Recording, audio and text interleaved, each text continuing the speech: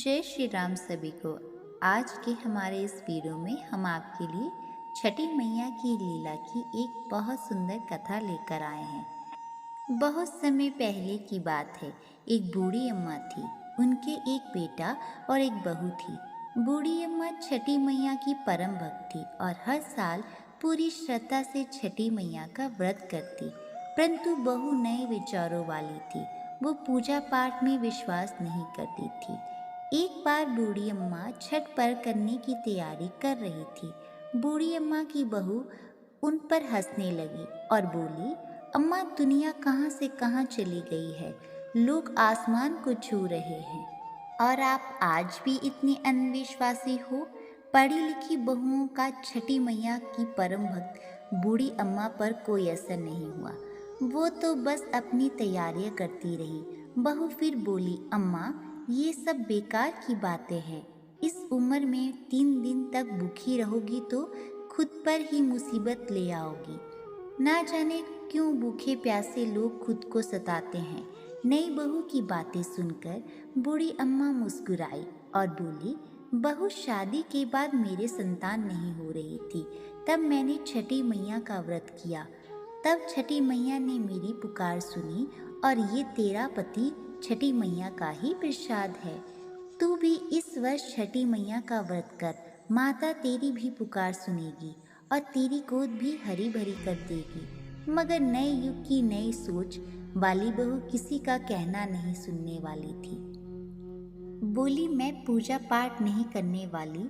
सुंदर पति मिला है, जीवन में हर सुख मिला है, आलीशान घर मिला है और दिन रात मस्त रहती हूँ।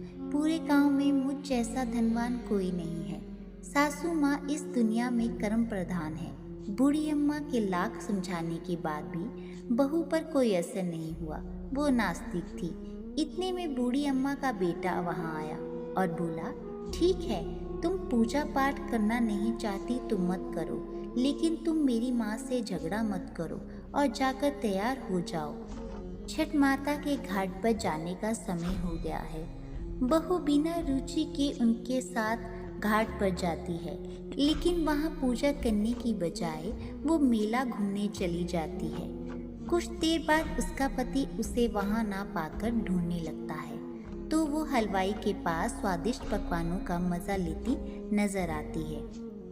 पति उससे कहता है, अरे तुम यहाँ तक आई हो, कुछ देर माँ के साथ बैठो। पत्नी झुंझलाकर बोली, ना जी ना, मैं पूजा पाठ में नहीं बैठने वाली, मैं तो मेला घूमूंगी, आप ही जाइए। ये सुनते ही पति वहाँ से चला जाता है और स्नान करने को जैसे ही वो डुबकी लगाता है, डुबकी लगाते ही वो डूब जाता है और जोर जोर से चीखने लगता है, लेकिन किसी को भी उसकी आवाज़ नहीं आती। जैसे ही बूढ़ी अम्मा को पता चलता है कि उसका बेटा डूब गया है, वो जोर जोर से रोने लगी और छठी मैया से बोली, माँ मुझसे तेरी भक्ति में कौन सी कमी रह गई है जो तूने मेरी गोद सूनी कर दी। बोलो माँ, हमसे ऐसी क्या भूल हो गई है। हम तो घाट पर तुम्हारी पूजा करने आए थे, तुमने तो हमारी दुनिया ही उजाड़ दी। माँ, यदि मुझसे जाने अनजाने में कोई भूल हुई हो तो उसकी सजा मेरे बेटे को मत देना। ऐसा कहकर बूढ़ी अम्मा जोर जोर से रोने लगी। उधर मेले में शोर मचा कि घाट में एक व्यक्ति डूब गया है। सुनकर बहू दौड़ी दौड़ी वहां आती है और देखती है कि उसकी सास रो रही है और उसका पति डूब गया है, तो उसे सदमा लग जाता है।